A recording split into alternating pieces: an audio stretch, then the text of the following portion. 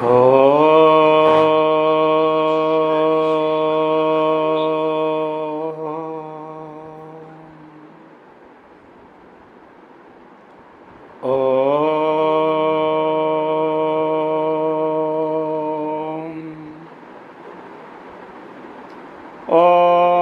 गुरुर्ब्रह्मा गुरुर्विष्णुः गुरुर्देवो महेश्वरः गुरुसाक्षात् परब्रह्म तस्मै श्रीगुरवे नमः। ओम शंकरं शंकराचार्यं केशवं बादरायणं सूत्रभाष्यकृतौ वन्दे भगवन्तौ पुनः पुनः। ॐ युक्ताहारविहाराय विविक्तस्थलवासिने मलयालयतीन्द्राय ब्रह्मनिष्ठाय ते नमः। ॐ कृष्णं कमलपत्राक्षं पुण्यश्रवणकीर्तनं वासुदेवं जगद्योनिं नौमि नारायणं हरिं। ॐ सर्वमङ्गलमाङ्गल्ये शिवे सर्वार्थसाधिके शरण्ये त्र्यम्बके गौरी नारायणि नमोऽस्तुते। ॐ सहना भवतु सहनौ भुनक्तु सह वीर्यं करवावहै तेजस्विनावधीतमस्तु मा विद्विषावहै। ॐ शान्ति शान्ति शान्तिः। हरिः ॐ तत्सत्। అందులో 4వ శ్లోకం, యదా హినేంద్రియార్థేషు న కర్మస్వనుషజ్యతే సర్వసంకల్పసన్యాసీ యోగారూఢస్తదోచ్యతే. పరీక్ష చేస్తున్నాడు భగవంతుడు, మీకెంత ఓర్పు పొందు చూస్తామని. కింద వారం మనం చెప్పుకున్న శ్లోకంలో ఆరురుక్షోర్మునేర్యోగం కర్మకారణం ఉచ్యతి అని, ఇంకా ఏంటంటే యోగారూఢస్య తస్యైవ శమకారణం ఉచ్యతే అని అన్నారు. కాబట్టి కర్మ ఎంతవరకు చేయాలి అన్నటువంటి విషయం కూడా చెప్పారు. తరువాత యోగారూఢికి శమము అవసరమని కూడా చెప్పుకొచ్చారు. మనకి ఎంతవరకు మంట ఉండాలంటే కింద సరే ఏమనుకున్నాం మనం, వంట అయ్యే వరకు మంట ఉండవలసినది, అలాగనమాట. అర్థమైంది కదా. ఆ కర్మ అంతఃకరణ శుద్ధి కలిగి ఆత్మానాత్మించడానికి యోగ్యత వచ్చిన వరకు ఉండవలసినదే. చెట్టుకి పండు పండితే కింద పడిపోతుంది అన్నమాట. ఆ ప్రకారముగా ఇవన్నీ చెప్పుకొని ఇప్పుడు ఏమిటి, ఈ కర్మ యొక్క అవధిని కూడా చెప్పుకున్నాం. ఎంతవరకయా అంటే చెయ్యాలి. కుర్వన్నేవేహ కర్మాణి జిజీవిషేచ్ఛతకం సమాహ ఏవం త్వయి నాణ్యతే దోస్తి న కర్మ లిప్యతే నరేని కింద చెప్పుకున్నాం. ఆ విధంగా ఇప్పుడు యోగారూఢుని గురించి వర్ణించబోతున్నాడు. యోగారూఢుడు ఏ విధంగా ఉంటాడు అన్నటువంటి విషయాన్ని. ఎందుకంటే మనకి 2వ అధ్యాయంలో స్థితప్రజ్ఞ లక్షణాలను చక్కగా చెప్పాడు. స్థితప్రజ్ఞుడంటే ప్రజహాతి యథా కామాన్ దగ్గర ప్రారంభించి లాస్టు బ్రహ్మ నిర్వాణముచ్యతి అన్నంత వరకు కూడా శ్లోకాల్లో చెప్పుకొచ్చాడు. అదే రాబోయే 14వ అధ్యాయంలో గుణాతీత లక్షణాలు చెప్పాడు. మరి ఇప్పుడు ఇక్కడ ఏమిటి చెప్పబోతున్నాడు అంటే యోగారూఢుని గూర్చి వర్ణిస్తూ ఉన్నాడు. ఇప్పుడు ఇక్కడ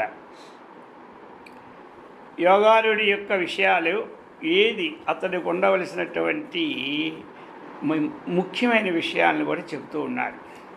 అతడు ఎలా ఉంటాడు అన్నటువంటి విషయాన్ని మనకి వ్యక్తపరుస్తున్నారు.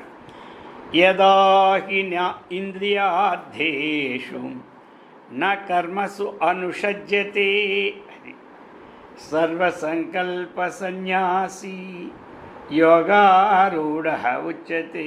ఈ మూడు విశేషణాలు ఉన్నటువంటి వాడు ఏమవుతాడు? యోగారూఢుడు. ఇప్పుడు యదా, ఎప్పుడు. యదా అంటే ఎప్పుడు కూడా కాలాన్ని సూచిస్తుంది. యదా యదా అనేటువంటిది యదా యదా హి ధర్మస్య అంటాం కదా. యదా అనేది కాలసూచికాన్ని. యదా ఏ సమయంలో లేకపోతే ఎప్పుడు.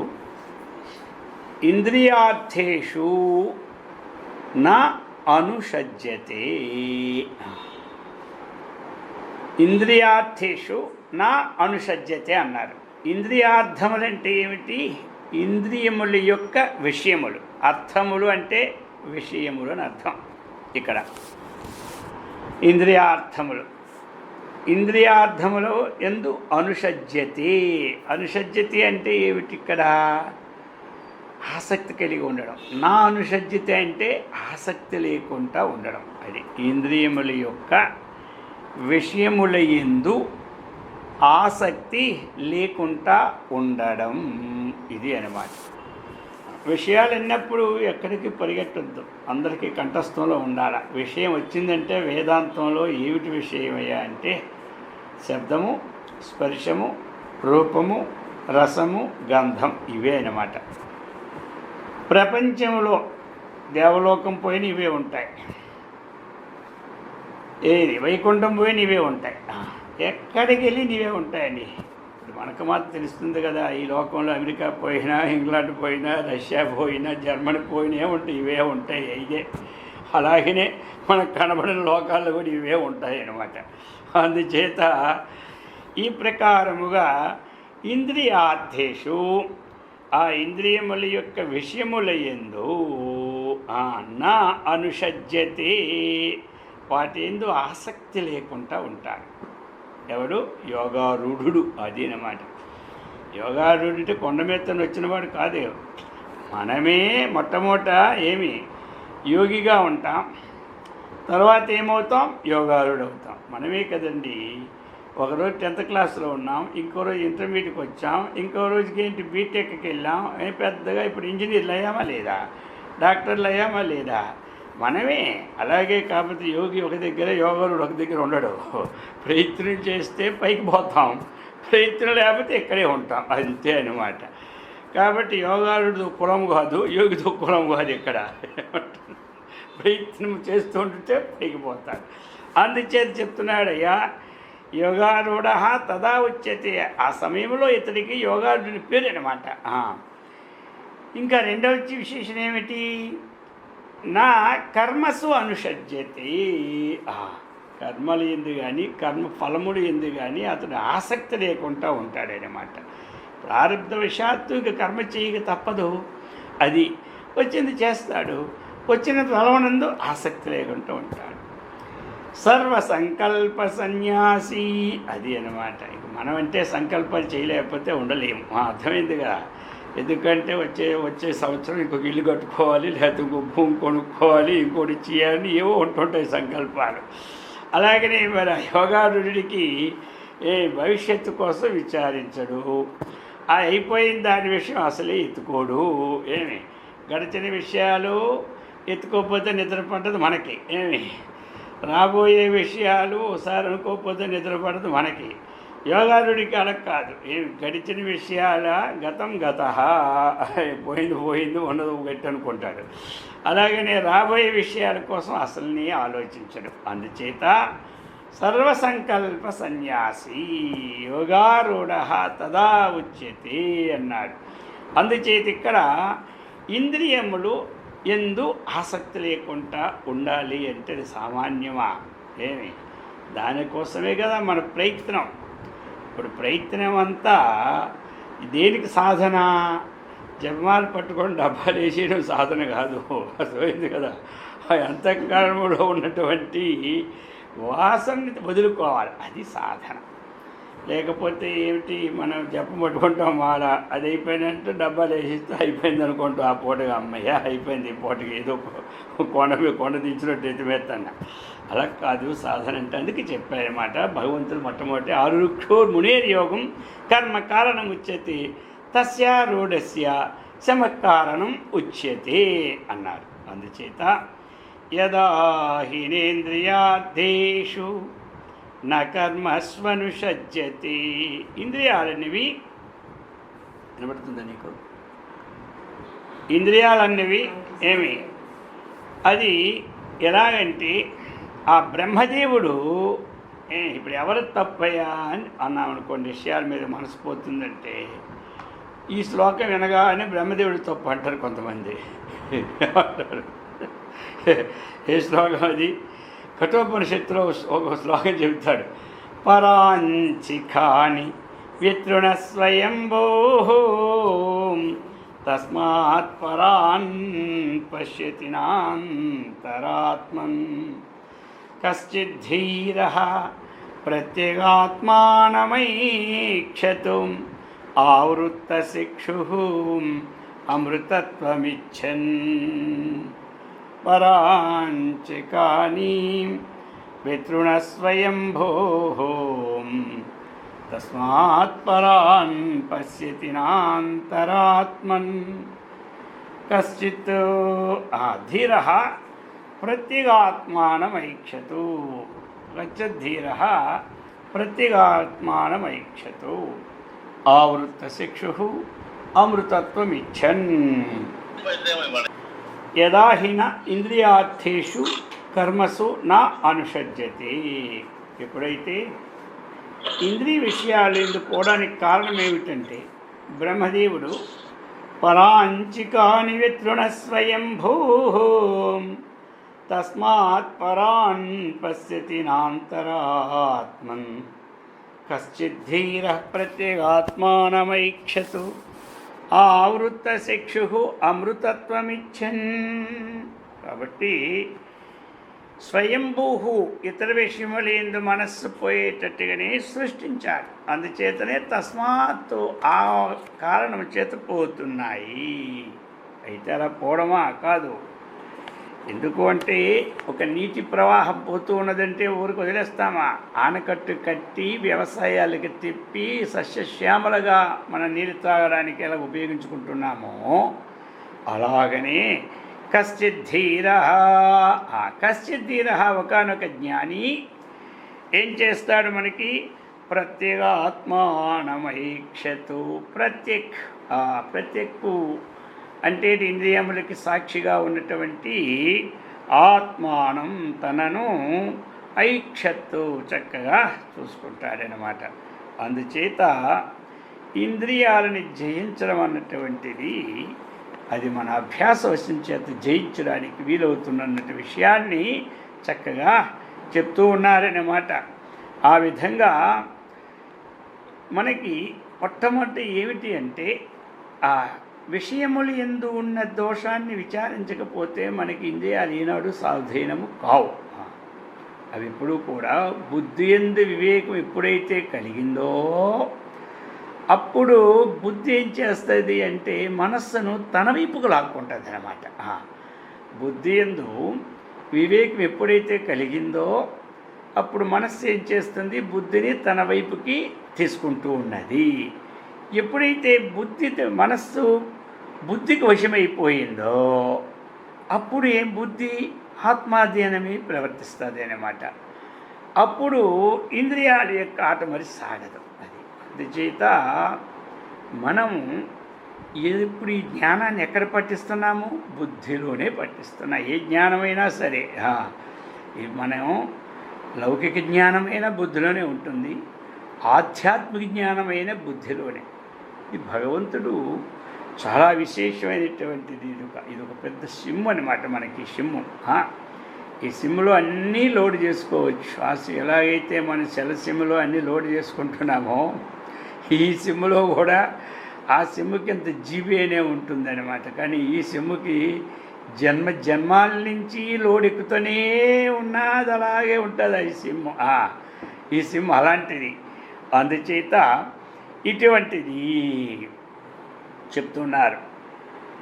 అట్లే ఆ విషయ పదార్థాల దోషాన్ని గ్రహించిన వాడు ఆసక్తికి గురి కాడు అని చెప్తున్నాడు. విరజ్య విషయవ్రాతాత్ దోషదృష్ట్యా ముహుర్ముహు స్వలక్షే నీతావస్థ మనసహ శమ ఉచ్యతే అన్నారు. అందుచేత ఆ విషయముల యందు ఉన్నటువంటి లాభ నష్టాలని విచారణ చెయ్యాలి అన్నమాట. అది చెప్పు అలాంటప్పుడు ఏమవుతాడు? ఆ ఇంద్రియార్థముల యందు అనుషజ్యతి, ఇంద్రియ విషయముల యందు ఆసక్తిని పొందడు. ఎవడు? యోగారూఢుడు. ఈ ప్రకారముగా చెప్పారు. కానీ యోగారూఢుని విషయము 2 పాయింట్లు ఇక్కడ. ఒక కుక్క ఉన్నదనుకోండి, అది కక్కిన కోడిని కుక్క తింటుందన్నమాట. అదే అన్నమాట. మనం కక్కిన కోడిని మనం తినం, కుక్క తింటుంది. అలాగనే ఏ విషయాన్ని అయితే మనం నిరోధించామో ఆ విషయం దగ్గరికి పోయేటప్పుడు అప్పుడు ఏం చేయాలి? ఏమి కుక్క తింటుంది కానీ నేను మళ్ళీ ఆ విషయాన్ని స్వీకరించను అన్నటువంటి భావం మనలో ఉత్పన్నం కావాలి బుద్ధిలో. అది అన్నమాట. అందుచేత యోగారూఢుడికి మనకి తేడా ఏమున్నదంటే, యోగారూఢుడు అన్నటువంటి వాడు ఏ విషయమందు అతనికి రాగము లేదు, ద్వేషము లేదు. అది ఆ రాగద్వేషుడికి ఎవడు అతీతుడై ఉన్నాడో అతను యోగారూఢుడు అంటారు. ఇది ఒక లక్షణం అన్నమాట, యోగారూఢుడికి ఒక లక్షణం. కాబట్టి ఈ విధముగా వానికి కర్మల యందు అనురాగమా? లేదు. కర్మల యందు అనురాగం లేకపోతే ఇంకా ఏమిటి? సోమరితనం అనుకుంటామేమో. సోమరితనం కాదు, ఆయనకి సోమరితనం కాదు. కర్మ సంసారంలో ప్రవర్తిస్తూ కూడా వాడు ఏమయ్యాడు? కర్మాతీతుడయ్యాడు. అందులేందే కర్మలేందే. అందుచేత ఈ ప్రకారముగా యోగారుని విషయాన్ని మనకి చక్కగా అందజేస్తూ ఉన్నారు. ఇప్పుడు ఎలా అంటే, ఇప్పుడు మనం ఒక పిండి ఆడాలనుకుంటున్నాం, రాగులు కానీ లేక బియ్యం కానీ. అది ఎక్కడ ఆడుతున్నాం? పూర్వం ఎలాగ ఆడేవాళ్ళం? తిరుగులని ఉండేది అన్నమాట. ఆ తిరుగులు కిందన ఒకటి ఉంటుంది, పైన ఒకటి ఉంటుంది. కానీ కిందనున్న రాయి మాత్రం స్థిరంగా ఉంటుంది, పైనున్న రాయే చరం అన్నమాట. అది చక్కగా అది తిరుగుతూ ఉంటుంది, కింద అలా ఉంటుంది. అలాగనే ఒకటి స్థిరము, ఒకటి చరం. కిందనున్న రాయి ఎలాంటిది? స్థిరమైనటువంటిది. పైనున్న రాయి ఎలాంటిది? చరమైనటువంటిది. అట్లే ఈ కూటస్థమైన ఆత్మ ఎలాంటిది? స్థిర వస్తువు అన్నమాట. ఈ దేహము, ఈ ఇంద్రియాలు, ఈ ప్రాణము, ఈ మనోబుద్ధి రూపమైన సంఘాతం ఏమిటది? చరవస్తువు. అది కాబట్టి అది గ్రహిస్తాడు ఆయన.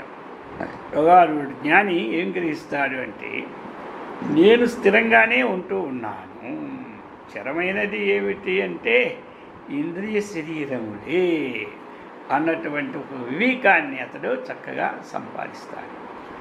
అనాత్మధర్మమైన కర్మను ఆత్మయందారోపించుకునే అవివేకము యోగారూఢునికి లేదు. ఇది అన్నమాట. ఇప్పుడు తెలియని వాడికి తెలిసిన వాడికి ఏమిటంటే, బండిలో మనం పోతూ ఉంటుంటే పక్కనున్న చెట్లు కూడా ఆ ట్రైను పరిగెడుతూ ఉంటుంటే చెట్లు పరిగెట్టినట్టే ఉంటుంటాయి. ఇక్కడ వివేకవంతుడు ఏమనుకుంటాడు? పరిగెట్టేది ఏమిటి? ఈ ట్రైన్లో అంతే, అక్కడున్న చెట్లు మాత్రం పరిగెత్తడం లేదు అని భావన ఉంటుంది. అది అన్నమాట. అందుచేత అలాగే జలములో ఒక చంద్రుడు ఉన్నాడు. జలము కదిలితే చంద్రుడు కదులుతున్నట్టుంటుంది. వివేక్ ఏమనుకుంటాడు? చంద్రుడికి, చంద్రబింబానికి కదలిక లేదు, జలానికే కదలిక ఉంది అనుకుంటాడు. ఇటువంటి విషయముతో తాను ఆ సర్వవ్యాపకమైన నాకు చలనం లేదన్న భావంతో ఉంటాడు. ఇది అన్నమాట. అతడు కర్మ చేస్తూ ఉన్నా తాను సాక్షిగా కర్మసున అనుషజ్యతే. ఇది అందువలన కర్మబంధం వానికి లేదని అర్థం అన్నమాట. అది ఇక ఇంతవరకు ఏమిటి? ఇంద్రియార్థేషు నా అనుషజ్యతే, కర్మసు నా అనుషజ్యతే అన్న విషయాన్ని మనం చెప్పుకున్నాం. ఇక మూడో పాయింట్ ఏమిటి? యోగారుడు సర్వసంకల్ప సన్యాసి. కాబట్టి సర్వసంకల్ప సన్యాసి. మరి ఇది ఎలాగా అంటే, ఒక లక్షణం కంటే ఒక లక్షణం ఇంకా శ్రేష్టం. అలాగే ఇది ఈ లక్షణం ఇంకా అన్నిటికన్నా గొప్పది. ఇది సంకల్పాలు దేని ధర్మాలు అన్నటువంటిది విచారిస్తారు యోగారుడు అంటే జ్ఞాని. యోగారుడు జ్ఞాని అన్న యోగారుడు ఒకటే. అందుచేత సంకల్పాలు దేని ధర్మాలు? అది ఆత్మధర్మమా అంటే కాదు. మరి దేని ధర్మము? అంతఃకరణ ధర్మం. అది సంకల్పము వికల్పము అన్నటువంటివన్నీ అంతఃకరణ ధర్మాలు. సంకల్పాలంటే ఏమిటి? మనకి సంకల్పము ఏదో ఒక కోరిక, ఒక కామన, ఇవన్నీ సంకల్పాలు అన్నమాట. అవి అంతఃకరణంలో ఉండే అవస్థలోనే ఉన్నాయి. అంతఃకరణం లేని నిద్రావస్థలు లేవు. చూడండి, సంకల్పం కూడా ఇంకోటి మనలో మనం విచారణ చేసుకోవాలి. బాగా నిద్ర పట్టామనుకోండి, ఎక్కడ ఉంది అప్పుడు? అస్సలు లేవు. అవి ఎప్పుడున్నాయి మనకి? జాగ్రత్తలోని కానీ స్వప్నములోని కానీ ఉంటాయి. నిద్రావస్థలే సంకల్పాలు లేవు. అందుచేత కాబట్టి అవి అంతఃకరణానికి చెందినవి కానీ ఇంకోటి ఆత్మకు చెందినది కావు అని తేలిపోయింది అనమాట. అది మనకు తెలియనటువంటి నిద్రలో సతా సౌమ్య సత్తు చేత లీనమైపోతుంది అంతఃకరణం. అక్కడ దాంట్లో ఎప్పుడు లీనమవుతూ ఉన్నదో అక్కడ ఏ సంకల్పం లేదు, వికల్పము లేదు. అందుచేత సంకల్ప వికల్పాలు ఆత్మవా అంతఃకరణంవా అన్న ప్రశ్న వస్తే 3 కాలాలలో మనకు సంకల్పాలు ఉండవు లేదు. బాగా గడనిద్రలో సంకల్పమే లేదు. అందుచేత అవి అంతఃకరణ ధర్మమే కానీ ఆత్మధర్మము కాదు అని మనకు స్పష్టపరుస్తున్నారు. ఈ విధంగా ఎవడైతే విడమర్చుకోలేని వాడి మనస్సుకి సంబంధించిన సంకల్పాలు అవి తనవనుకొని బంధంలో తోలుకుంటాడు. అది అన్నమాట. అందుకే ఇంద్రియార్థేషు వర్తంతి ఇది ధారయని ఇంతకుముందు 3వ శ్లోకంలో మనం చెప్పుకున్నాం. అందుచేత ఈ ప్రకారముగా యోగారుని లక్షణాలు ఇది. ఇటువంటి 3 లక్షణాలు కలిగిన వాడు ఎవడు? యోగారూఢుడు. అయితే యోగారూఢు యొక్క స్థితి మానవులందరికీ యోగారూఢ స్థితిని పొందే హక్కు ఉన్నదా లేదంటే ప్రతి వానికి హక్కు ఉందన్నమాట. హక్కు లేనిది ఎవరగా? ఇప్పుడు ఒక స్కూల్లో ఒక సబ్జెక్టు పెట్టారు అంటే ఆ సబ్జెక్టు చదవడానికి ఎవరికైనా హక్కు ఉంటుంది. అది అన్నమాట. ఆ ప్రయత్నం చేసి మనం ఆ సబ్జెక్టుని చదవాలి. అంతేగాని యోగారూఢ స్థితి మాకే హక్కు మీకు హక్కు లేదు అని ఏమీ లేదు అక్కడ. కానీ ఇంకొకటి ఉంది. యోగారూఢ స్థితి అనేది ఏదో ధనము ధాన్యము భూములు ఇల్లు వాకల్లాగా అదృష్టి మీద ఆధారపడి ఉండేది కాదు. ఇది కొంతమంది నాకు పూర్వజన్మలో ఏమీ లేదు, నాకు ఈ జన్మ లేదని ఒక అదృష్టి మీద ఆధారపడి ఉండేది కాదు. ఇది స్వప్రయత్నం మీద ఆధారపడి ఉంటుంది. అది అదృష్టం మీద ఆధారపడి ఉండేవన్నీ కూడా ఆ పుణ్యవశాత్తు ఉన్నటువంటి భోగభాగ్యాలు అలాంటివన్నీ, పాపవశాత్తు ఉన్నటువంటి దుఃఖాలు ఇవన్నీ అదృష్టం మీద ఆధారపడి ఉంటాయి. ఇది మాత్రము అలా కాదు. ఇది ఎప్పుడూ కూడా పురుషార్థంపైనే ఆధారపడి ఉంది అదనమాట. కాబట్టి దానిని ఇప్పుడు శాస్త్రాలు గురువులు ఏం చెబుతాయి? చూపిస్తాయి. అది ఒకటి ఇదేనంటే ఇప్పుడు గూగుల్ మ్యాప్ ఉందండి. ఆ మ్యాప్లో మనకు అన్నీ తెలిసిపోతున్నాయి, చూపిస్తుంది. అంతలోకి మనం తీసుకెళ్ళి డైరెక్ట్గా కూర్చొని పెట్టదనమాట ఆ గూగుల్ మ్యాప్. మనం పోతూ ఉంటుంటే అది ఇటు కాదు అటు కాదు ఇటు కాదు ఇటు కాదు లెఫ్ట్ రైట్ చెప్పి స్ట్రైట్ అని చెప్పుకొని వెళ్తుంది. కానీ గూగుల్ మ్యాప్ ఉన్నది తీసుకెళ్ళి ఎక్కడ పెడుతుంది? అలాగనే ఈ శాస్త్రమును ఈ గురువులు మనకి ఏమిటి అంటే ఆ రాస్తాన్ని చూపెడతారనమాట చక్కగా. అందుచేత దానిని చక్కగా మన ప్రయత్నంతో మన శక్తిని మనం తెలుసుకోవాలి. దానిని సద్వినియోగం చేసుకున్నవాడు బాగుపడతాడు. దుర్వినియోగం చేసుకున్నటువంటి వాడు అటువంటి ఉత్తమ స్థితిని పొందలేడు.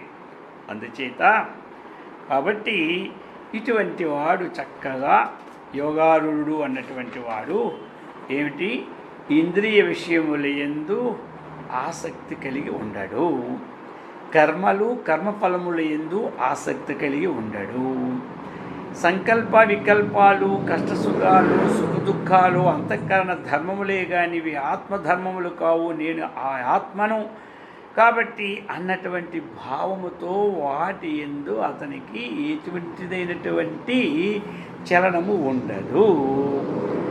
ఈ ప్రకారముగా ఉన్నటువంటి వాడు యోగారూఢుడు అన్నటువంటి విషయాలని మనకి చక్కగా చెప్పుకొని వచ్చారు ఈ 4వ శ్లోకములో. ఇక 5వ శ్లోకానికి వచ్చిన తర్వాత చెప్తూ ఉన్నాడు, అయ్యా లోకములో మాత్రం ఏదైనా ఒక ఇల్లు లేకపోతే ఇల్లు ఇచ్చేవారు ఉంటారు, పెళ్ళి కాకపోతే పెళ్లి చేసేవాళ్ళు ఉంటారు, ధనం లేకపోతే ధనం ఇచ్చేవాళ్ళు ఉంటారు. కానీ ఉద్ధరించుకోవడం మాత్రం ఎవరికి వారే ఉద్ధరించుకోవాలన్నటువంటి విషయాన్ని చక్కగా చెప్తూ ఉన్నారన్నమాట. ఉద్ధరేదాత్మనాత్మానం నాత్మానమవసాదయేత్ ఆత్మైవ హి ఆత్మనో బంధుః ఆత్మైవ రిపురాత్మనః.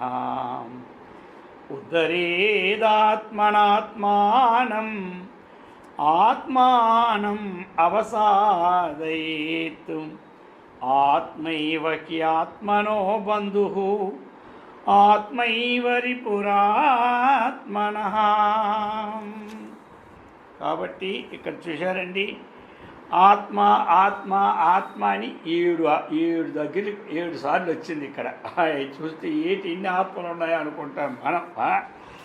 ఇక్కడ ఆత్మానం అన్నారు, ఆత్మన అన్నారు, మళ్ళీ ఆత్మానం, మళ్ళీ ఆత్మాయివ ఆత్మన అని ఈ ప్రకారముగా మనకి 7 పర్యాయాలు ఈ శ్లోకములో ఆత్మశబ్దం వచ్చింది. అందుచేత ఇక్కడ ఏమి చెప్పుకొచ్చారు, ఉద్ధరేత్ ఆత్మన ఆత్మానం, ఆత్మన ఆత్మానం. ఒకటి ఏమిటి ఆత్మన అంటే తృతీయమైనమాట, కరణే, తృతీయే కరణే. తృతీయమేంటి, నిర్విషయమైనటువంటి శుద్ధమైనటువంటి మనస్సు చేత ఆత్మానం అంటే ఏంటి, విషయోన్ముఖమైనటువంటిది ఏదైతే ఉన్నదో దానిని నిరోధించాలి. అది ఇప్పుడు మనకి ఆత్మనా ఆత్మానం, ఏదైతే మనకి విషయమాలిన్యముతో కూడినటువంటి మనస్సు ఉన్నదో దానిని ఏం చేయాలి, మనకి అశుద్ధ మనస్సు చేత అంటే అర్థం ఏమిటి, శుద్ధమైనటువంటి బుద్ధి ద్వారా మనం దానిని జయించాలి.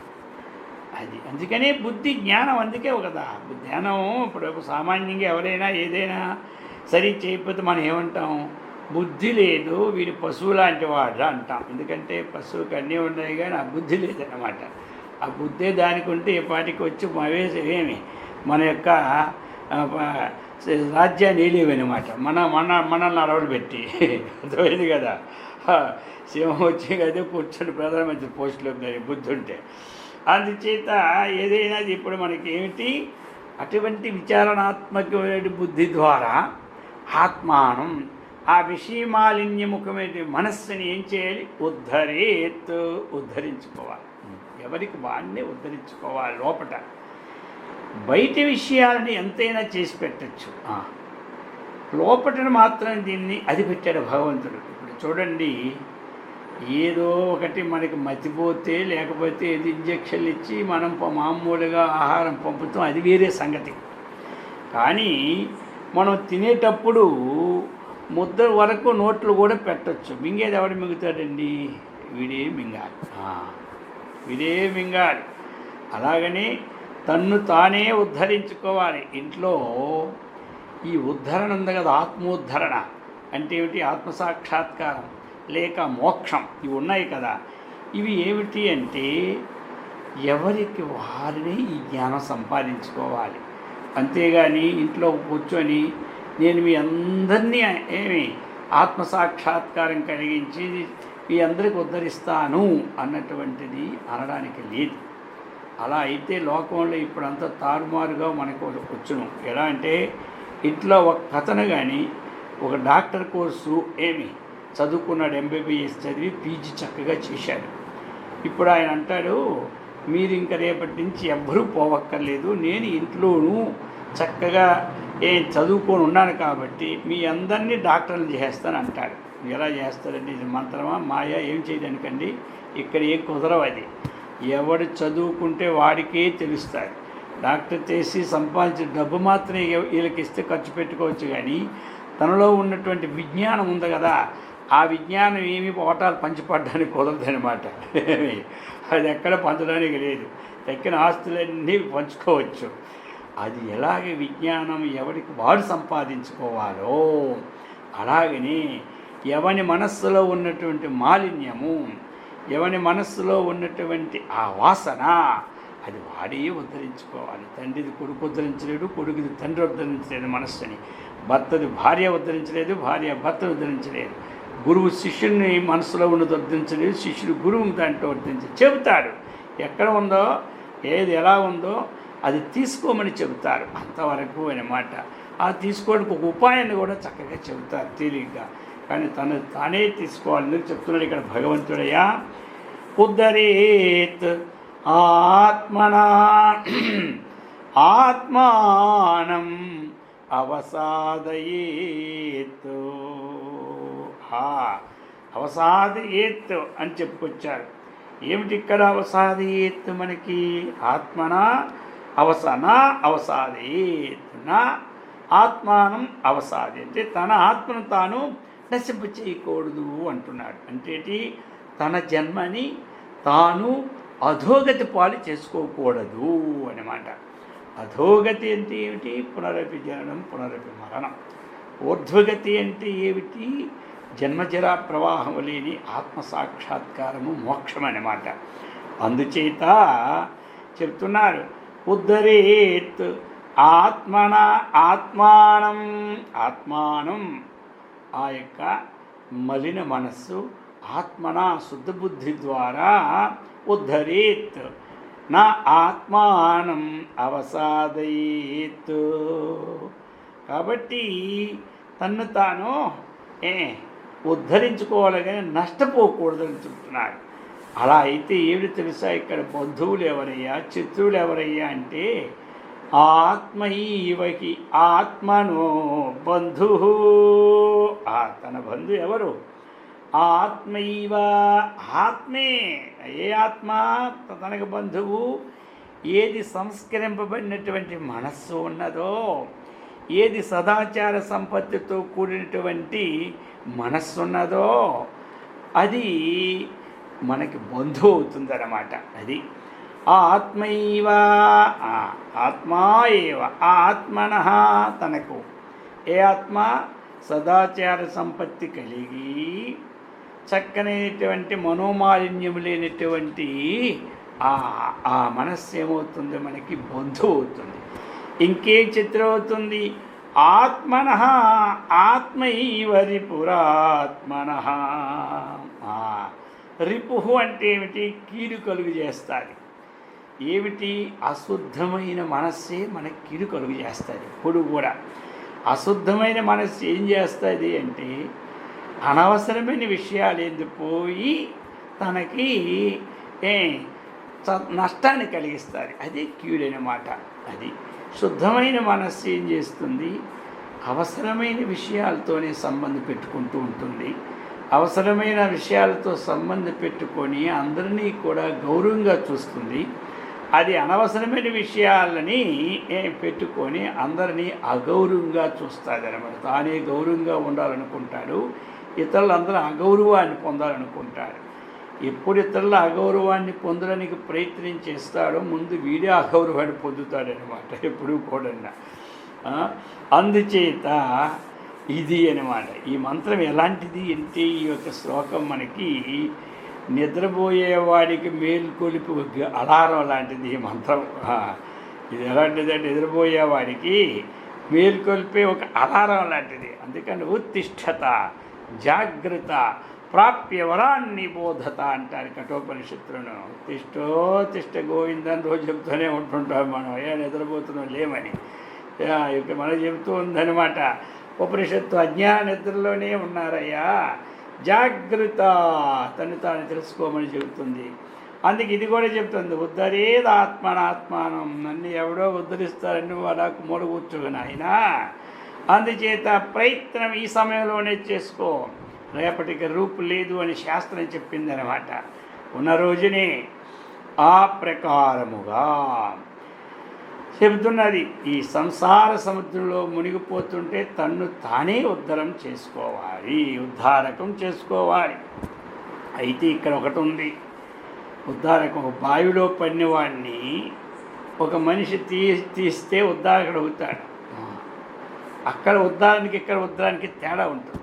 ఏమిటి అంటారా, ఇప్పుడు బావిలో పడిన మనిషిని తీస్తే మళ్ళీ వాడికి ఎప్పుడైనా బావిలో పడిపోవడానికి బుద్ధి పడిపోవచ్చు. ఇది అలాగలేదు. ఈ ఉద్ధారకం ఏమిటంటే తాను జ్ఞాని అయి తెలుసుకొని ఉద్ధరింపబడితే వాడు మళ్ళీ ఏనాడు వాడు మళ్ళీ బావిలో పడి చచ్చినట్టుగా వీడు మళ్ళీ ఎప్పుడు ఈ సంసార సాయం అధోగతిలో పడడనమాట. ఇక్కడ అది ఈ యొక్క విద్య.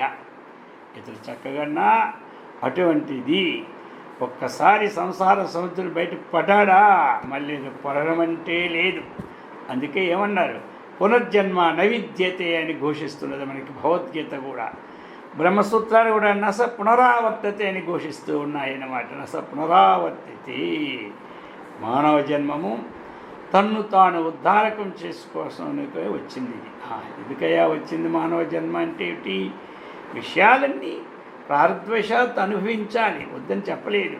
కానీ ఇవన్నీ కూడా మనం విచారం చేసేటప్పుడు ప్రతిదీ మన సన్నిధిలోనే కనబడుతున్నది. ఈరోజు వాస్తవమైన వస్తువు రేపు క్షీణించిపోవడమో, నష్టమైపోవడమో, కుళ్ళిపోవడమో అయిపోతూ ఉన్నది మన కంటి ముందలే. అందుకే దానికి మిథ్య అని ఒకరోజు ఉండి ఒకరోజు లేని దాన్ని ఏమంటారు, మిథ్య అని పరిగణింపబడుతున్నది అన్నమాట.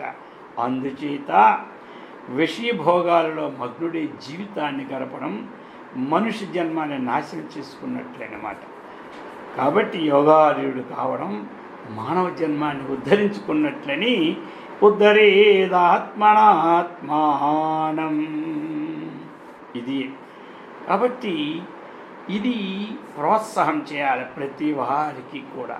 భగవంతుడేటి అర్జున నిమిత్తం చేసుకొని మనమందరికీ ప్రోత్సాహం చేశాడు. అది ఒక అర్జునుడు నిమిత్తం చేసుకొని యావత్ ప్రపంచానికే ఏమి ఆదర్శం. అలాగనే మనము కూడా ఏం చేయాలి అంటే ప్రపంచమంతా చేయడానికి శక్తి లేకపోయినా ముందు మన ఇంటి వారిని కూడా ఉద్ధరించడానికి చేయాలి ప్రోత్సాహం. అలాగే మన పక్క వారిని కూడా చేయాలి. ఏదైనా మాటలు వచ్చేటప్పుడు ఈ విషయాలని లౌకికంగా మాటలు గంట అనుకున్నా ప్రతి వారు కూడా ఒక 5 నిమిషాలు ఈ విషయాన్ని వారు చెప్తూ ఉంటుంటే వాళ్ళు ఎలాగవుతారు, ఈ విని కొన్నాళ్ళకైనా ఒక విషయం పట్టుకొని ఉద్ధరింపబడతారు. అది ముందు మనం పెట్టుకోవాలి. లోకంలో ఒక దగ్గరికి వెళ్ళాము, అక్కడున్న విషయాలు మాట్లాడుకోకపోతే బాగుండదు. మాట్లాడుకోవాలి. మాట్లాడుకున్న తర్వాత ఏం చేస్తాము, మన ఈ విజ్ఞాన విషయాన్ని కూడా ఒక 2 ముక్కలు వాళ్ళందరికీ అందిస్తూ ఉంటుంటారు. అందులో ఏ ఒక్కరైనా పట్టుకొని వాళ్ళని ఇంకొక కొందరికి అందిస్తూ ఉంటుంటారు. ఈ ప్రకారమైనటువంటి స్థితిని ప్రోత్సాహాన్ని కలిగించాలి చెప్తూ ఉన్నారు. ఒకటి ఇక్కడ ఒక విషయాన్ని చెప్తున్నారు. ఎందుకు అంటే ప్రతి వాడిని కూడా మనం హీనంగా దీనంగా ఏం భావించకూడదు. మనం విషయం చెప్పినప్పుడు కూడా నీ నీచుడువు, హీనుడువు, పాపివి, పాషండుడువు, తుచ్చుడివి, మ్లేచ్చుడివి అని ఈ విధంగా మనం పక్కవాడిని మనం నిరుత్సాహపరచకూడదు ఎప్పుడూ కూడా.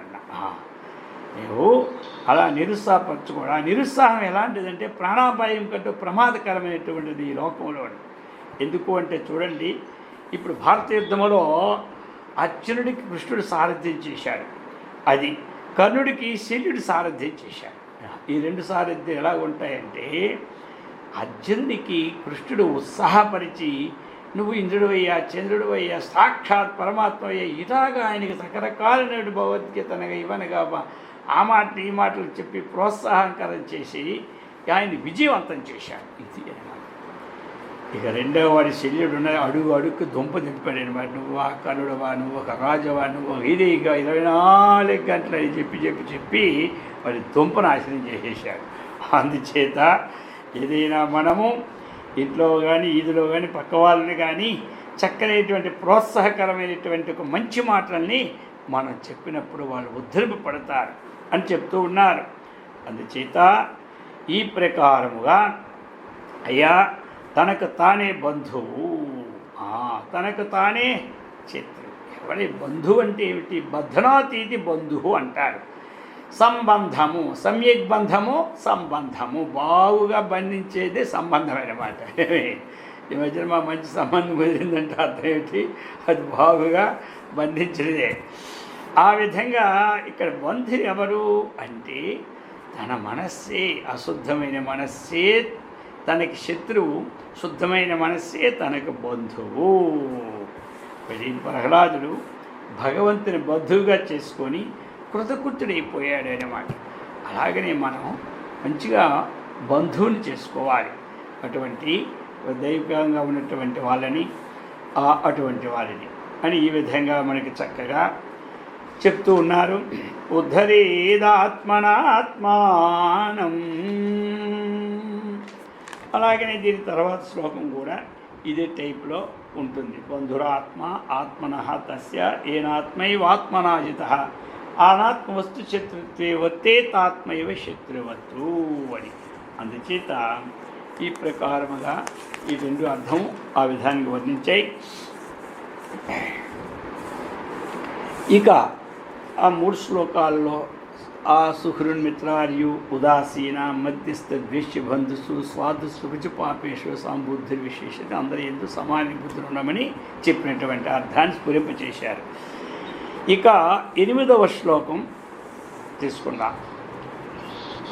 జ్ఞాన విజ్ఞాన తృప్తాత్మా కూటస్థో విజితేంద్రియ యుక్త ఇత్యుచ్యతే యోగి సమలోష్టాశ్మకాంచన. అర్జున విను. జ్ఞాన విజ్ఞాన తృప్తాత్మా కూటస్థో విజితేంద్రియ యుక్త ఇత్యుచ్యతే యోగి సమలోష్టాశ్మకాంచన. ఈ యొక్క వేదాంతం ఎలాంటిది అంటే కేవలం సిద్ధాంతం కాదు, ఇది అనుష్ఠానముతో కూడి ఉంటే ఈ వేదాంతానికి సజీవన ప్రక్రియ. ఇది కేవలం చెప్పుకోవడం కాదు, ఎలా ఉండాలి? అనుష్ఠానంతో కూడి ఉన్నప్పుడు అప్పుడు దీనికి సజీవ ప్రక్రియ ఉంటుందన్నమాట. ఇక ఇప్పుడు యోగారుడి యొక్క విషయాన్ని మళ్ళా చెప్తూ ఉన్నారు. ఎలా ఉంటాడు యోగారుడు అంటే జ్ఞాన విజ్ఞాన తృప్తాత్మ. జ్ఞానము చేతను విజ్ఞానము చేతను తృప్తి కలిగి ఉంటాడని. రెండవది ఏమిటి? కూటస్థ. అదేనమాట. ఎప్పుడు కదలనటువంటి స్థితి స్థిరంగాని. మూడవది ఏమిటి? విజితేంద్రియ అని. విజితేంద్రియ అంటే బాగుగా ఇంద్రియుడు జయించిన వారని. నాలుగవది ఏమిటి? సమలోష్టాశ్మకాంచన. జ్ఞానం విజ్ఞానం విడదీసుకుంటే 5 విశేషణాలు అవుతాయి అన్నమాట. సమ లోష్ట అశ్మ. లోష్టం అంటే ఏమిటి? మట్టి పిల్ల. అశ్మ అంటే ఏమిటి? రాయి. కాంచనం అంటే ఏమిటి? బంగారం. వీటి యందు సమాన బుద్ధి గలవాడు అని చెప్పుకొచ్చారు. అంటే ఇక్కడ జ్ఞానము చేత తృప్తి, ఇంకా ఏమిటి మనకి? విజ్ఞానము చేత తృప్తి. ఇది ఉండాలి. కాబట్టి ఆత్మజ్ఞాన విజ్ఞానంతో తృప్తిని వహించాలి అంటున్నారు. భోగభాగ్యాలతో తృప్తిని పొందొచ్చు, వద్దని చెప్పలేదు. ఆ తృప్తి ఎంతవరకు ఇస్తాయి అంటే అంతే పూట భోజనం చేశాము అయిపోయి అంతే, మళ్ళీ తృప్తి లేదు, మళ్ళీ ఆ తినాలనే ఉంటుంటుంది. ఆ విధంగా ఈ జ్ఞాన విజ్ఞాన తృప్తి సదా ఉంటుందన్నమాట. ఇక్కడ జ్ఞానం అంటే ఏమిటి? శాస్త్రజ్ఞానమే జ్ఞానం.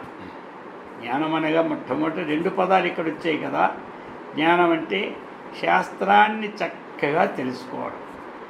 ఈ శాస్త్రాన్ని చక్కగా తెలుసుకున్న దాన్ని ఏమంటారు? ఆ జ్ఞానానికి ఒక విశేషణ వేసి పరోక్ష జ్ఞానము అంటారన్నమాట. మన శాస్త్రము ద్వారా, గురువుల ద్వారా సంపాదించిన జ్ఞానాన్ని ఏమంటారు? పరోక్ష జ్ఞానం. ఇది కూడా తృప్తి ఉండాలి. ఎందుకంటే నిస్సందేహంగా మనం జ్ఞానాన్ని సంపాదించుకోవాలి. సందేహాత్మ వినశ్యతి అంటాడు ఎవరు? భగవంతుడు అన్నమాట.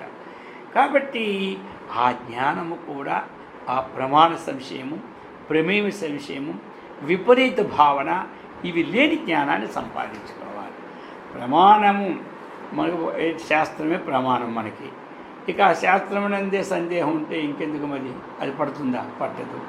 శాస్త్రం దేన్ని బోధిస్తుందో అది ప్రమేయం అన్నమాట. భగవంతుడు ఏం చెప్పాడు? తస్మాత్ శాస్త్రం ప్రమాణంతే కార్యకార్య వ్యవస్థితో జ్ఞాత్వా శాస్త్ర విధానోక్తం కర్మకర్తమిహారహసి అన్నాడు. కాబట్టి మనకి ప్రమాణం ఏమిటికి ఉండాలా? శాస్త్రమే ప్రమాణం. కాబట్టి ఆ శాస్త్రము నందు మనకేమిటి? తృప్తి అంటే నిస్సందేహముగా మనం తెలుసుకోవాలి. సందేహాలు వస్తాయి, రాకుంటే ఎలాగా? ప్రతి దాంట్లోనే వస్తాయి. మనం చేసే వర్క్లో మనకి సందేహాలు ఉంటే ఇంకా పెద్దవాళ్ళకి సందేహాలు తెచ్చుకోవడం లేదు మనం. అలాగని నిత్య జీవితంలో చేసే పనుల్లో ఎన్నో సందేహాలు. ఆ సందేహాలకి ఏం చేస్తాం? పెద్దవాళ్ళని తెలుసుకుంటాం. అలాగని ప్రతి దగ్గర ఒక శాస్త్రము, ఆ శాస్త్రం తెలిసిన వారిని అడిగి సందేహం మనం తీర్చుకోవాలి. ఆకలి ఉన్నంత వరకు ఆహారం తప్పదు, ఏదో అడిగి తీసుకుంటూ ఉంటుండాలి. ఇక ఆకలి తీరిపోతే ఇంకెందుకు ఆహారం? ఆ విధముగా మనకి శాస్త్రంలో ఉన్నటువంటి సందేహాలు చక్కగా ప్రమాణ, ప్రమేయ, విపరీత భావనలు ఇవన్నీ లేకుండా ఆ జ్ఞానం అంటే ఏమిటి? ఆ శాస్త్రాన్ని చక్కగా తెలుసుకోవాలి. దాని చేత జ్ఞాన తృప్తాత్మ, విజ్ఞాన తృప్తాత్మ. తెలుసుకోదగిన తెలుసుకున్నాడు. హాయ్. ఇక విజ్ఞానం అంటే ఏమిటి మనకి? అది అన్నమాట అనుభవ జ్ఞానం అంటారు. దీన్నే అపరోక్ష జ్ఞానం అని పేరు. ఇక్కడ విజ్ఞానం అంటే మనకి అపరోక్ష జ్ఞానం. జ్ఞానం అంటే ఏమిటి? పరోక్ష జ్ఞానం. ఒకటి శాస్త్రజ్ఞానం, ఇంకోటి విజ్ఞానం. ఇప్పుడు చూడండి, ఒకటి ఉంది, ఈ వంట ఇలా చేస్తే చాలా బాగుంటుంది అని ఒక శాస్త్రం ఉండదు, పాకశాస్త్రం అన్నమాట. ఆ పాకశాస్త్రం అది మనకి ఏమిటైంది? పరోక్ష జ్ఞానం. ఇప్పుడు ఆ పాకశాస్త్రం మనకేమిటి? పరోక్ష జ్ఞానం. ఆ పాకశాస్త్రము 4 రోజులు చదివినా సరే మనకు ఆకలి చేరదు, గుర్తుపెట్టుకోండి. అంతే కదా. ఇప్పుడు ఇడ్లీ బాగుంటుంది రోజుల్లో జపం చేస్తే మాత్రం ఇలా ఉంది, దానివల్ల ఆకలి ఏమి తీరదు. అలాగనే ఇప్పుడు పాకశాస్త్రం అన్నటువంటిది ఏమంది? పరోక్ష జ్ఞానం. ఇప్పుడు ఆ శాస్త్రంలో చెప్పారు చక్కగా ఇలా చేస్తే ఇది బాగుంటుంది, ఈ విధంగా ఆహారం తయారవుతుంది అని చెప్పిన తర్వాత ఏంటి? దాన్ని వంట చేసుకొని మనం భుజించినప్పుడు ఏమైపోయింది? అది అపరోక్ష జ్ఞానం అయిపోయింది. ఇప్పుడు తెలుసుకున్నప్పుడేమో పరోక్ష జ్ఞానము. అవి సామాన్ తెచ్చుకొని వండుకొని తిన తర్వాత ఏమైంది? అది అపరోక్ష జ్ఞానం. అపరోక్ష జ్ఞానం ఎప్పుడు కలిగిందో అప్పుడే తృప్తిగా ఉంటుంది అన్నమాట. అలాగనే మనకి కూడా పరోక్ష జ్ఞానం అనేది శాస్త్రం ద్వారా సంపాదించుకొని అపరోక్ష జ్ఞానం ఇచ్చి శుద్ధ బుద్ధ ముక్త స్వరూపుడు సచ్చిదానంద స్వరూపుడును సోహం శివోహం సాక్షి స్వరూపమైనటువంటి ఒక విజ్ఞానం ఏదేందో దీన్ని అప్పుడే మనకేమవుతుంది? తృప్తి కలుగుతూ ఉన్నది. అది చెప్తూ ఉన్నారన్నమాట. జ్ఞాన విజ్ఞాన తృప్తాత్మా. ఆ జ్ఞానవ చేతను విజ్ఞానవ చేతను తృప్తిని మనం పొందుతాడు ఎవరు? యోగి. యోగాడు మనం చక్కగా సాధన చేసి శ్రవణ మననాలు అయిన తర్వాత మనకి కూడా ఏమవుతుంటుంది? ఇదే స్థితి కలుగుతూ ఉంటుంది. అది ఆ రాస్తాలో వెళ్ళేవాడు ఎప్పుడైనా గమ్యం చేరుకుంటాడు. మనం ఈ రాస్తాలో అడుగు పెట్టాం కదండి, ఈ రాస్తా మనకి అన్ని పనులకు అడ్డు కాదు. అన్ని పనులు అడ్డెందుకు అవుతుంది? పనులు చెయ్యకుండా భగవంతుడు మనం ఉంచడు. ఏదో రాస్తాలో ఇంకొంచెం వైరాగ్యం వెళ్ళిపోయింది అనుకోవడానికి ఏం లేదు. అది ఎవడికో కోటికొకడు ఉంటుంది, అందరికీ ఉండిపోదు ఆ వైరాగ్యం. భయపడిన అవసరం ఎవడు భయపడడం లేదు. వెళ్ళిపోయినోడే తిరిగి మళ్ళీ వచ్చి ఉంటున్నాడు. దాని కొంచెం తేట ఉన్నాడు పోతాడని. ఇప్పుడు బుద్ధుడు లాంటి వాడు ఎవడో ఉంటాడని మరి కొన్ని జన్మలకు వాళ్ళు తేలుతుంటారు, అందరూ తేలరు. అందుచేత ఇందులో ఏ డౌట్ పడనవసరం లేదు. అందుకు చెప్తూ ఉన్నారు, ఈ ప్రకారముగా జ్ఞాన విజ్ఞాన తృప్తాత్మ కూటస్థ. ఇంకెలా ఉంటాడయ్యా యోగారూఢుడు? కూటస్థ, కూటవత్తు తిష్టతీతి కూటస్థ. కూటం అంటే ఏమిటి? కంసాలి వాడి దగ్గర నుండి దాగలి అన్నమాట. కూటం అంటే ఏమిటి? పరిణామము లేనిది. అది కూటం అంటే ఏమిటి? స్థిరముగా ఉన్నది అని. కూటం అంటే ఏమిటి? కదలిక లేనటువంటి, ఇవన్నీ అర్థాలే అన్నమాట. అందుచేత ఆ దాగలి అది ఏమిటి? నిర్వికారం. దాని మీద వస్తువులు తయారవుతుంటాయి, గొలుసులు, నెక్లెస్లు, రకరకాలైనటువంటి రింగులు, బొంగులు అన్నీ తయారవుతూనే ఉంటుంటాయి. కానీ అది మాత్రం అలా ఉంటుంది. అందుకే కూటస్థమనగా ఆత్మ. బ్రహ్మవిత్ బ్రహ్మైవ భవతి. అది బ్రహ్మవిత్ బ్రహ్మాంతి బ్రహ్మైవ భవతి. ఎలా ఉంటుంది? కూటస్థులా ఉంటారనమాట అతను కూడా. ఇంకా కూటం అంటే ఏమిటి? మాయ. దానికి అధిష్టానంగా ఉన్నవాడి కూటస్థుడని అర్థం. మాయాతీతుడు కదా, దానికి అధిష్టానంగా ఉండి ఈ యొక్క మాయోపాధిక ఈశ్వర అన్నట్టు దానిని చక్కగా నడుపుతూ ఉంటాడు, దానికి అధిష్టానంగా ఉంటాడు. అందుచేతనే కూటము అన్నారు. అందుచేత అర్జున కూటస్థ ఎలా ఉంటాడయ్యా అంటే ఇతడి ఉపద్రవాలే గురికాడు అన్నమాట. ఎప్పుడు నిండుకుండా తొనకదు అని ఉన్నట్టుగా సుఖదుఖాలు ఎందుకు కూడా ఆవగించంత తొనకకుండా ఉంటాడు ఎవడు యోగారూఢుడు. జ్ఞాన విజ్ఞాన తృప్తాత్మ కూటస్థో. ఇంకా విజితేంద్రియ, అది అన్నమాట. జితేంద్రియ, జిత అంటే ఇంద్రియములు జయించినవాడు. విజితేంద్రియ అంటే ఇంకా బాగుగా జయించినవాడు. వాడు పని చేసినవాడు అంటాం, బా ఎంత గొప్పగా పనిచేసేదే అంటాం కదా. ఈ వి అనేది అలాంటి విశేషణాన్ని కలిగజేస్తాయి.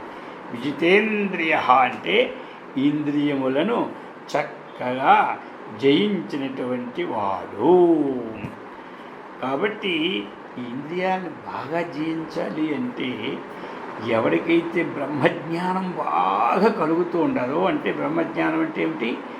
ఈ బ్రహ్మ యొక్క విచారం మనం చేస్తున్నదే అది. ఇంకా బ్రహ్మజ్ఞానం ఇంకా ఎక్కడో ఉన్నది, అది కొన్నాళ్ళు పోయినా తెలుసుకుంటామని కాదు. ఈ విచారణే బ్రహ్మ సంబంధ విచారణ.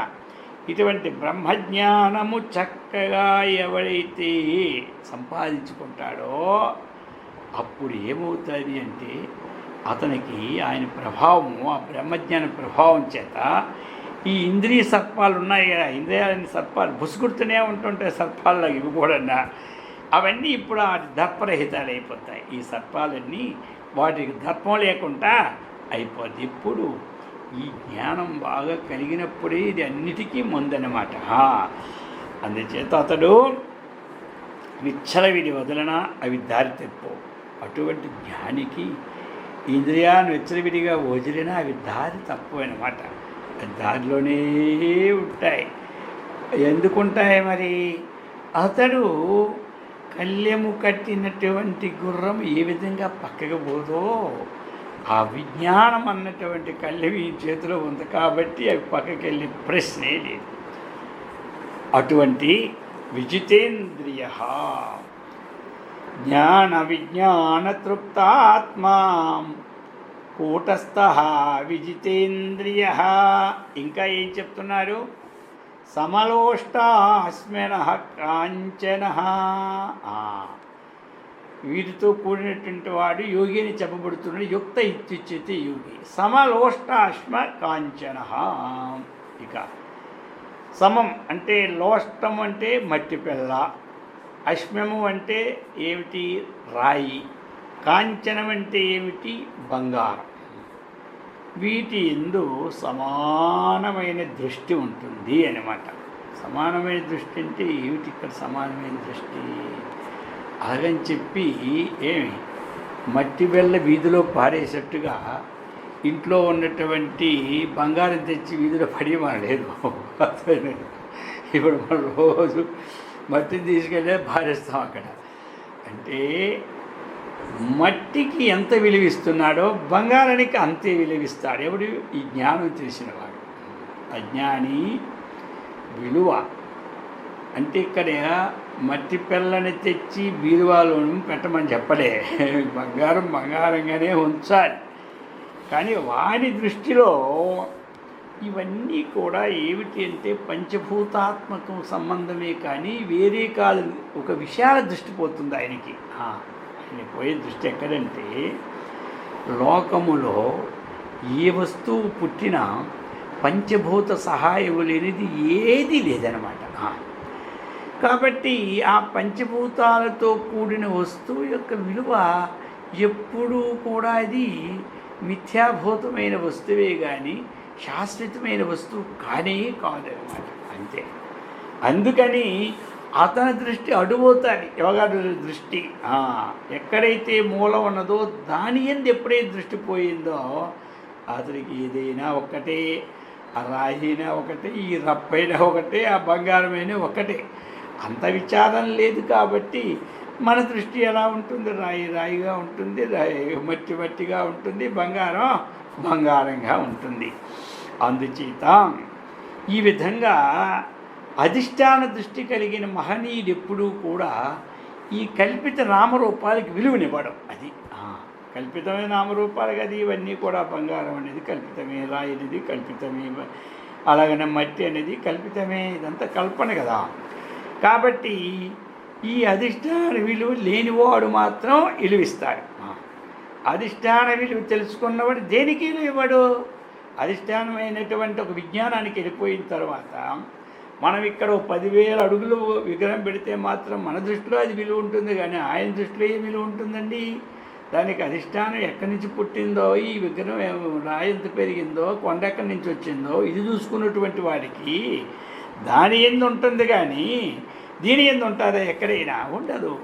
మనం అందుకోసమని మనం విజ్ఞానం సంపాదించిన తరువాత ఈ అన్నిటికీ అధిష్టానం ఏదో ఆ అధిష్టానాన్ని మనం గుర్తుపెట్టుకున్నప్పుడు వ్యవహారికంగా వాడుకోవాలి. ఇవన్నీ ఎక్కడ పారేస్తాం చెప్పండి? ఇవన్నీ ఉండవలసినవే, పారేయడానికి లేదు. ఎక్కడ ప్రకృతిలోనే ఉంటాయి. ఇప్పుడు మనకి ఎక్కువైపోయినాయి ఈ వస్తువులు పడేసారు రోడ్డు మీద, అవి తీసుకెళ్ళిపోయి చాలామంది ఉన్నారు. అవి కావలసిన వస్తువులు ఎక్కడ పోతుంది చెప్పండి? అది ఎప్పుడూ టర్నావర్ జరుగుతూనే ఉంటుంటుంది. ఇంకో రూపంలో చెత్తల్లో తీసుకెళ్ళి కాగితాలుగా తయారు చేస్తున్న ఫ్యాక్టరీలో వాళ్ళు మళ్ళీ ఆ కాగితాలు తెచ్చి మనం ఇందులో పెట్టుకొని అందులో పెట్టుకొని రకరకాలు చేస్తున్నాం.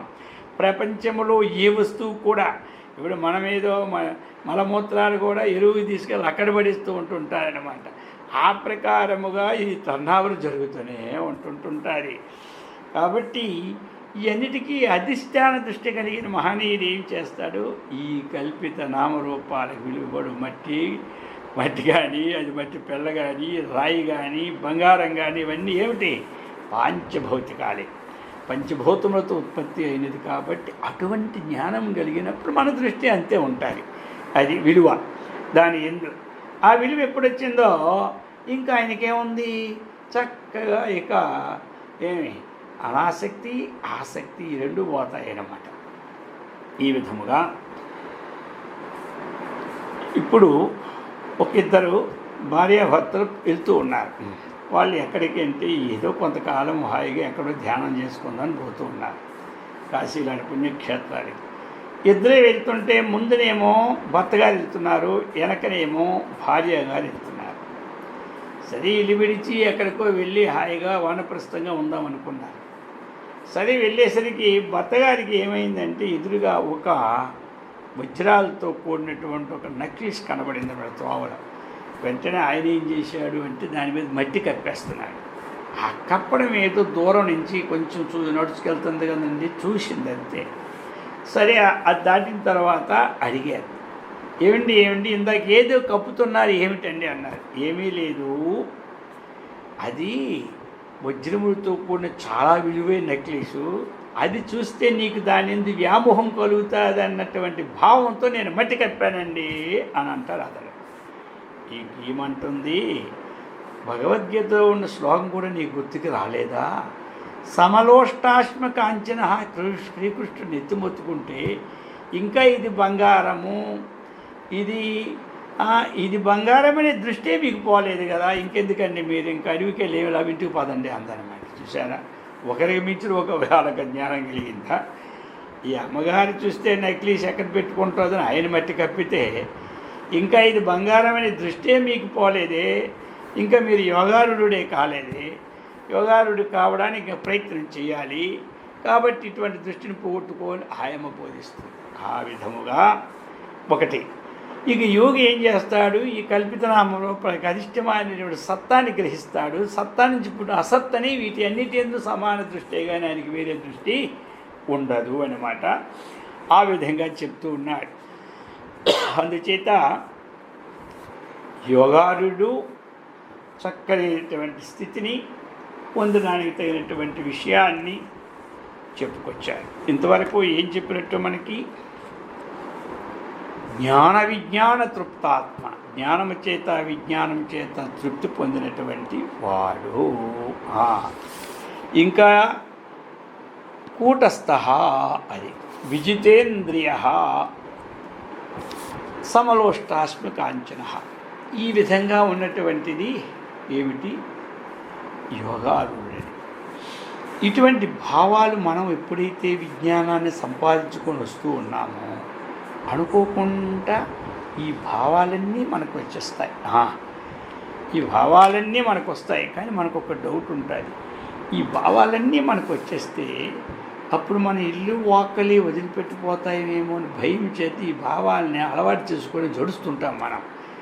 ఏమీ భయం లేదు. ఇల్లు వాకలి వదిలిపెట్టేవాడు భావాలు సరిగా అర్థం కాని వాడే వెర్రెత్తిపోయి ఇదిలోనికి పోతాడు. కానీ బాగా అర్థమైనటువంటి వాడు చక్కగా అందరినీ చూసుకుంటుంటాడు ప్రేమగన్నా.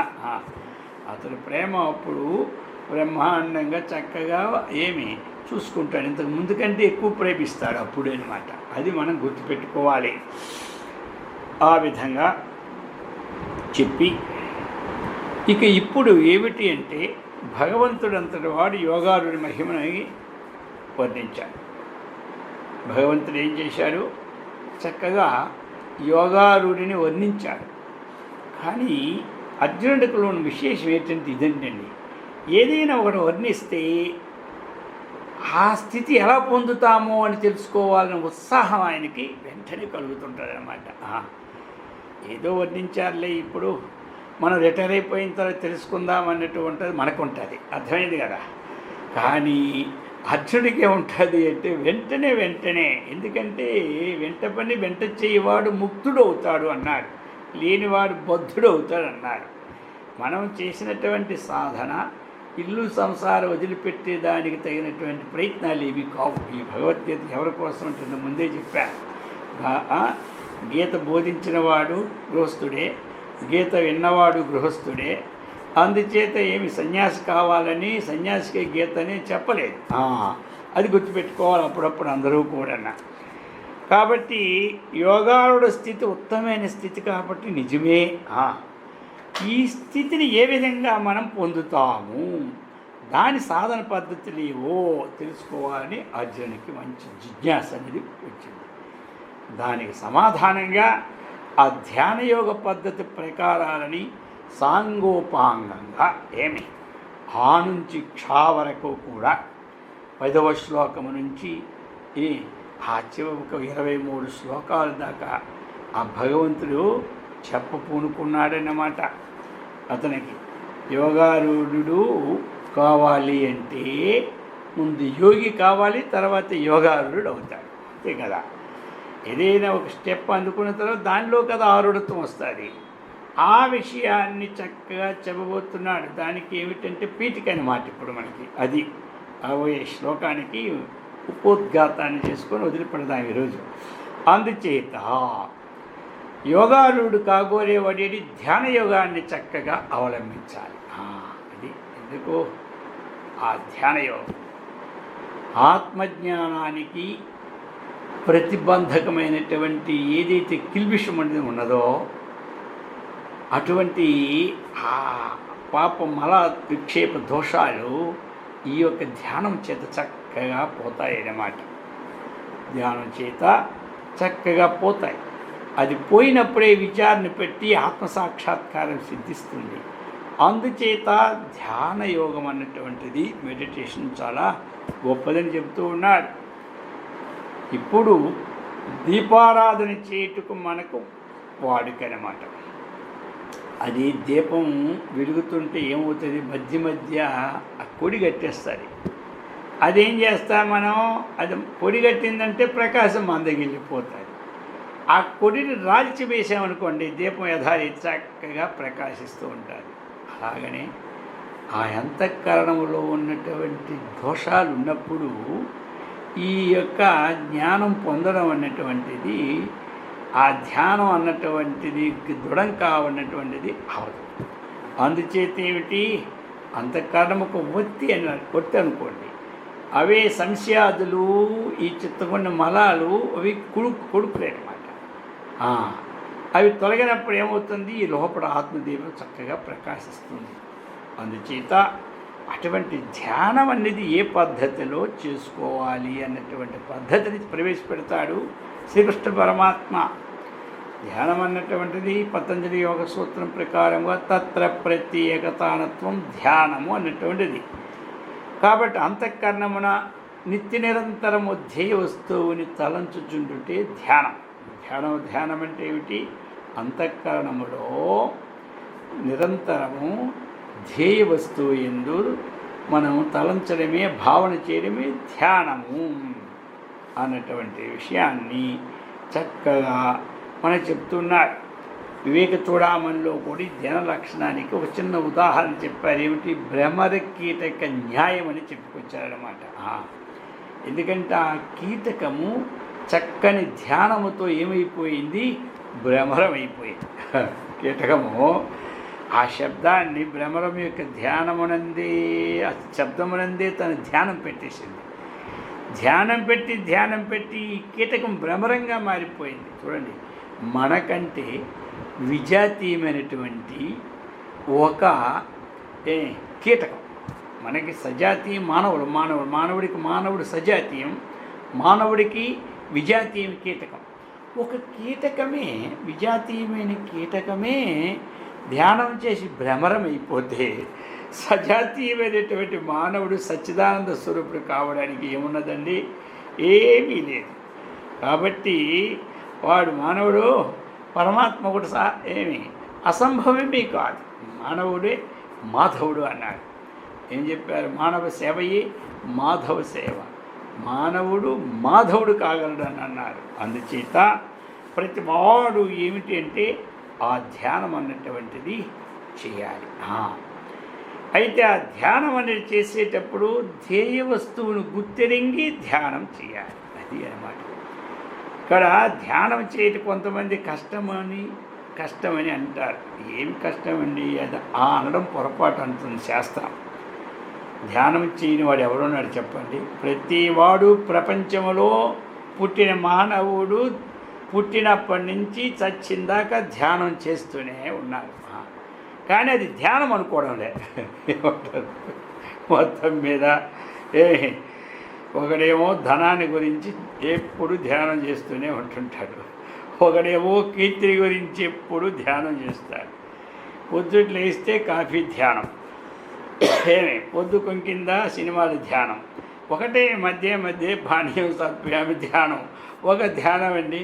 ప్రతివాడు వాడు చేసేది ఒక ధ్యేయంతో మనస్సు సంబంధాన్ని పెట్టుకొని దాన్ని ఏమంటారు, ధ్యానమే అంటారు. కాబట్టి ఈ ధ్యానాలన్నీ మనం ముంచేవే కానీ ఉద్ధరించేవేమీ కావు. అందుచేత మనము వాటి ధ్యానం శరీర పోషణ కోసం చెయ్యాలి, లేకపోతే కుదరదు. కానీ అది ముఖ్యంగా మనం పెట్టుకు 24 గంటలు అదే ధ్యానిస్తే శరీర పోషణ అవుతుంది. ఏమీ లేదు. శరీర పోషణ మన భగవంతుడు టైం టు టైం పనిచ్చాడు, ఆ పని చేస్తూ ఉన్నాం, హాయిగా ఉన్నాం. మిగతా సమయంలో మనకి విరామ సమయంలో ఈ భగవంతుడి ధ్యానం చేయడం ఉండాలి. అటువంటి ధ్యానం మరి ఏ విధంగా చేయాలి అన్నటువంటి విషయాన్ని చెప్పబోతూ ఉన్నాడు 10వ శ్లోకం నుంచి. అది మళ్ళీ మనం వచ్చే వారం ఆ విషయాన్ని ప్రస్తావన చేసుకుందాం. అందుచేత చక్కగా మరి ఈ విధంగా యోగారుడి విషయము ధ్యానం చేయాలన్నటువంటి ఒక విషయాన్ని ప్రతిపాదించారు భగవంతుడు. మరి అటువంటి యోగారూఢత్వ విషయము, ధ్యానమునందు మనస్సు ఉండేటటువంటి ఒక నిశ్చలత్వమైన విషయాన్ని కూడా ఆ పరమాత్మ అందరికీ సత్కర్మ భక్తిని, సదాచార సంపత్తిని, ఆ విధంగా ఆయురారోగ్య ఐశ్వర్యాన్ని భగవంతుడు అమ్మవారు అందరికీ ఇచ్చి సదా రక్షించుగాక. మరి పరిస్థితుల్లో ప్రపంచమంతా కూడా ప్రపంచాన్నంతా వణికిస్తున్నటువంటి కరోనా బారి నుండి కూడా మనం అందరం తప్పించుకొని ఆధ్యాత్మికంగా ఈ యొక్క నిత్య జీవితంలో, దైనందిన జీవిత విషయంలో కూడా అందరూ చక్కగా ఉండేటట్టుగా ఆ పరమాత్మ అందరినీ అనుగ్రహించుగాక. ఓం సహనావతు సహనౌ భునక్తు సహ వీర్యం కరవావహై తేజస్వినావధీతమస్తు మా విద్విషావహై. ఓం శాంతి శాంతి శాంతి. హరి ఓం.